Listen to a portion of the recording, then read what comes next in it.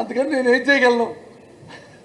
అంటే అగ్రెసివ్గా మాట్లాడతారు, పాయింట్ టు పాయింట్ మాట్లాడతారు, బట్ ఇప్పుడు చాలా సెటిల్డ్గా ఆలోచించి మాట్లాడుతున్నట్టు అనిపిస్తుంది. What is the reason sir? అంటే భయంతో కాదు, ఏదైనా ఒక సందర్భం ఉండాలి. ఇప్పుడు నన్ను ఇష్టపడతారు, నన్ను బాగా బాగా లైక్ చేస్తాడు చాలామంది. నేను లైక్ చేసినంత మాత్రం పెద్ద పట్టించుకోను. అన్నెసరీగా నన్ను తిడితే ఎంత రెస్పాండ్ అవుతా.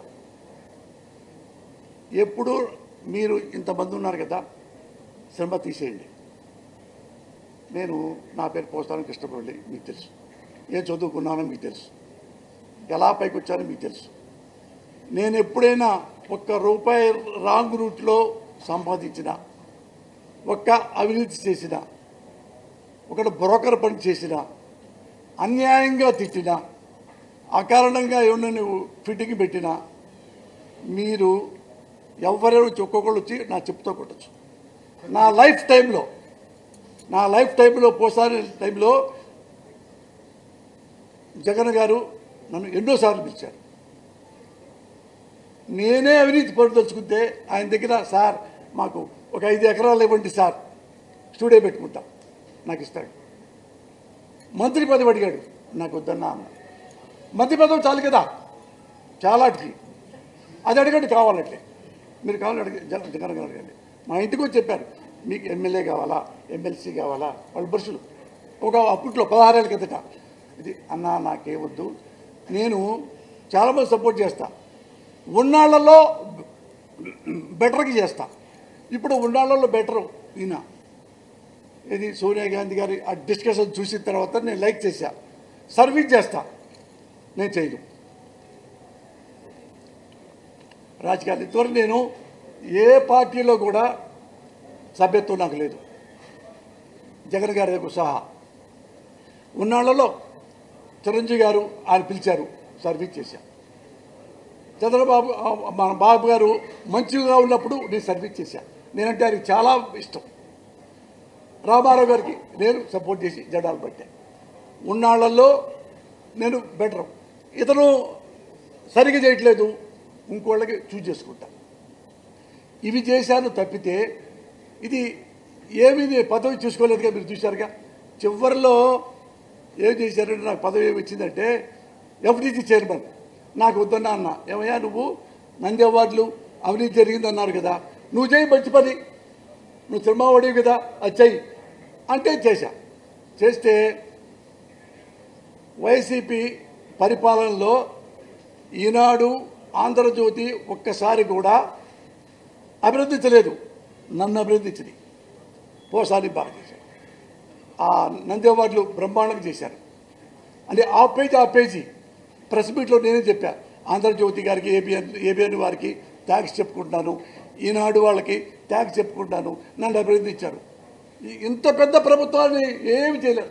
నాకే అంటే నేను డబ్బు తినేవాడిని కాదు, రాంగ్ రూట్కి వెళ్ళేవాడిని కాదు, పైరవీలు చేసేవాడిని కాదు, బెనామీలు తీసుకునేవాడిని కాదు. మీరు ఎవరైనా సరే ఎనీ టైం, ఇప్పుడా నైట్ తెల్లారగట నైట్ మా ఇంటి తలుపుకి వచ్చి, అరే లేరా పోసాని దొరికింది, ఇది ఇక్కడ తిన్నావు కదా నువ్వు అంటే, ఇక్కడ నుంచి ఈ స్టేట్లో ఆ స్టేట్లో కదా వేరే స్టేట్ ఎక్కడికి వెళ్ళిపోతా పెళ్ళాంబిడ్డలతో. ఇప్పుడు జోసఫ్ విజయ్ ఎందుకు టార్గెట్ చేశారు?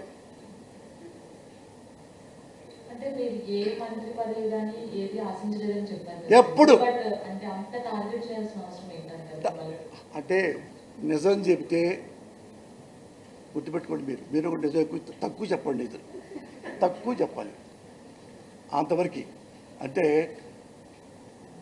ఇది తప్పు అని చెప్పాను తప్ప, మీరు మొత్తం చూడమన్నాక నన్ను అన్యాయంగా ఎవరు ఏమన్నా సరే, నేను ఎవరైనా అక్కడ పేదలు ఉంటే నేను తెలుసుగా మీకు, నేను చాలామందికి గుండె ఆపరేషన్ చేయించాను. రామోజీరావు సహా వెళ్ళిపోయి బీహార్లో ఒక అమ్మాయికి గుండు చిల్లుపడిందంటే ఈనాడులో చూస్తే 1.5 lakh పోయి రామోజీరావు గారికి ఇచ్చా, ఆమె పంపించండి సార్, పంపించాము, బతికింది, వాడు రాబోతే నేను వద్దన్నా, అందరూ రావద్దన్నా. అంటే చాలామంది ఇప్పుడు జగిత్యాల ఎగ్జామ్ రామని చచ్చిపోతాడు బతకదంటే 1.5 లాక్ పెట్టి మళ్ళీ 50-50 ఛార్జ్ అంటే వాళ్ళ ఆవిడ ఉంది ఇంత డబ్బులు ఇస్తున్నారు ఆయన ఏమో ఆయన అదృష్టం వల్ల వచ్చిందేమంటే ఇప్పటికే ఆయన హ్యాపీగా బ్రహ్మాండంగా రైతు పని చేసుకుంటున్నాడు. అట్ట నేను పేదవాళ్ళకైనా మంచి వాళ్ళకి అనుకుంటే వాళ్ళకి డబ్బు లేదనుకుంటే నేను నా చేత అనేది హెల్ప్ ఉంది చాలా చేశా. కానీ అకారణంగా నన్ను నా కుటుంబాన్ని ఎత్తి చూపిస్తే తిట్టి చూపిస్తే నేను స్కై ఇస్ ద లిమిట్ అవుతా. Should not forget that.